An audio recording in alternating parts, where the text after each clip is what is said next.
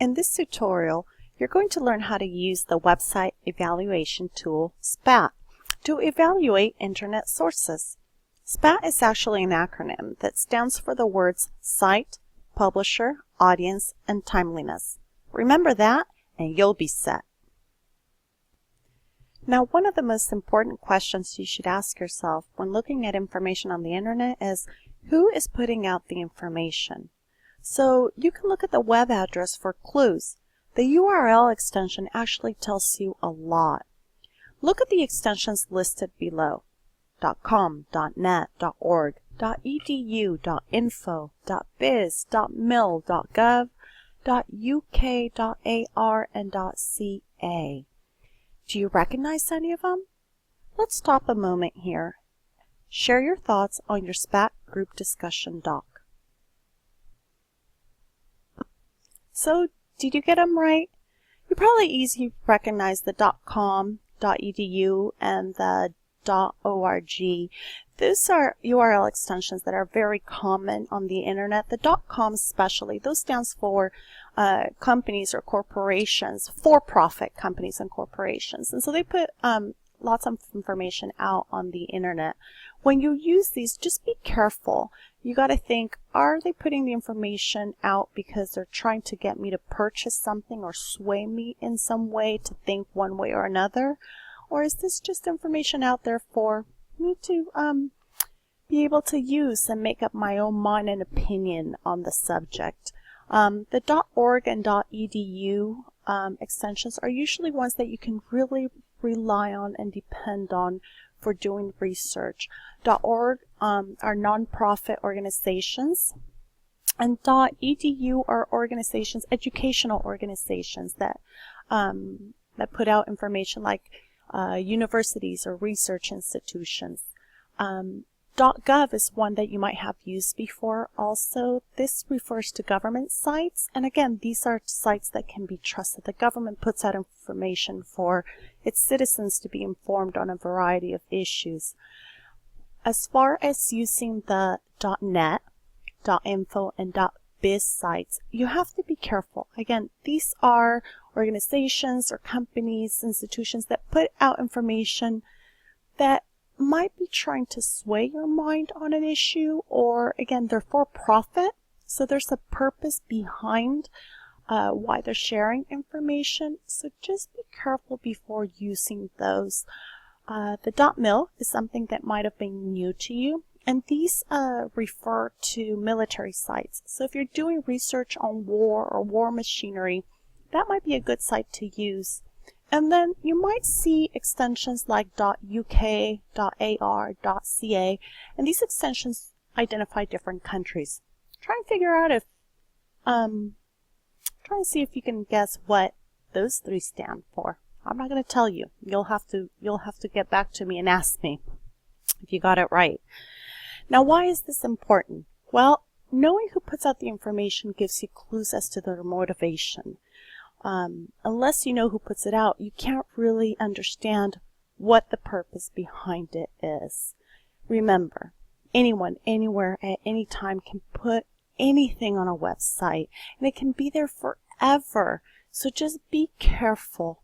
Really take a look at the extensions on a website address, at the URL extensions, and you know, see who the people are behind the website and the articles being put up.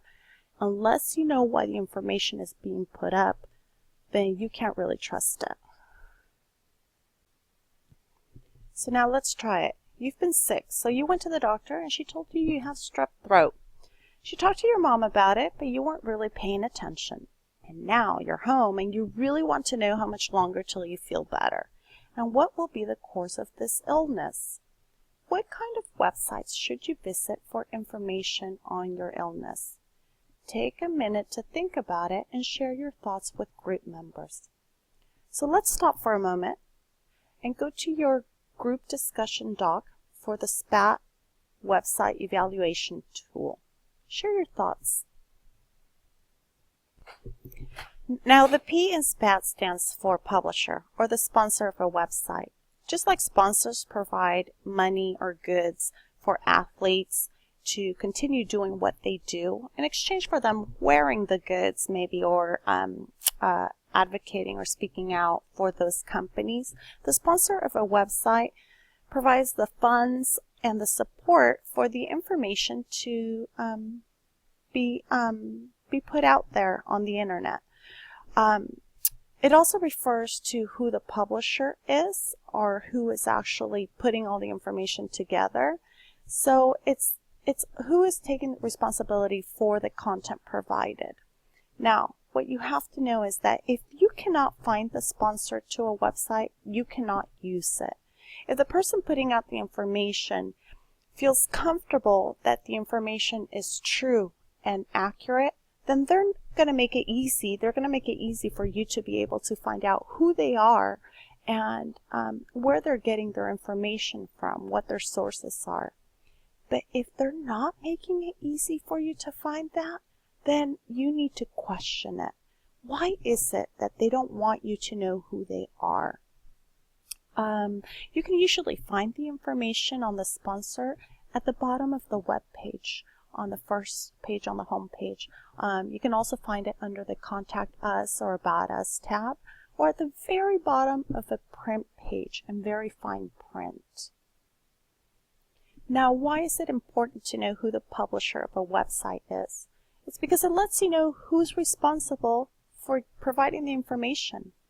Again, if you can't find it, then you can't use it. You can't trust it. It's like taking candy from a stranger. Just do not do it. Go to another website where you can find the sponsor or the publisher. There's too much good stuff out there to rely on things that could be kind of iffy. So now let's try it. See if you can find the publisher to the websites provided. Stop for a moment and share your thoughts on the SPAT group discussion doc.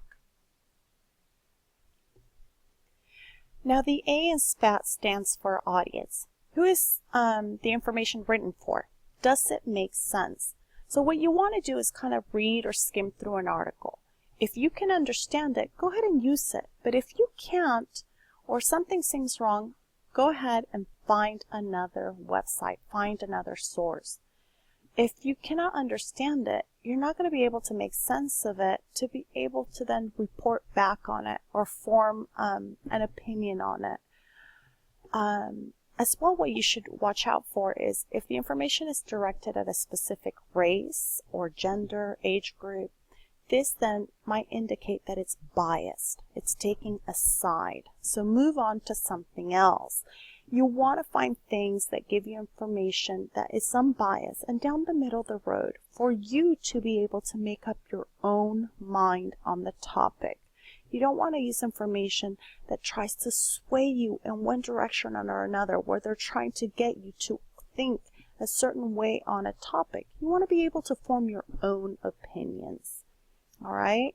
So why is this important? First, you have to be able to understand the content. If you can't understand it, then you won't be able to make sense of it to be able to report on it or write on it. And then second, if the information is geared again to a group of people, if there's bias, then you have to decide whether you can really trust it.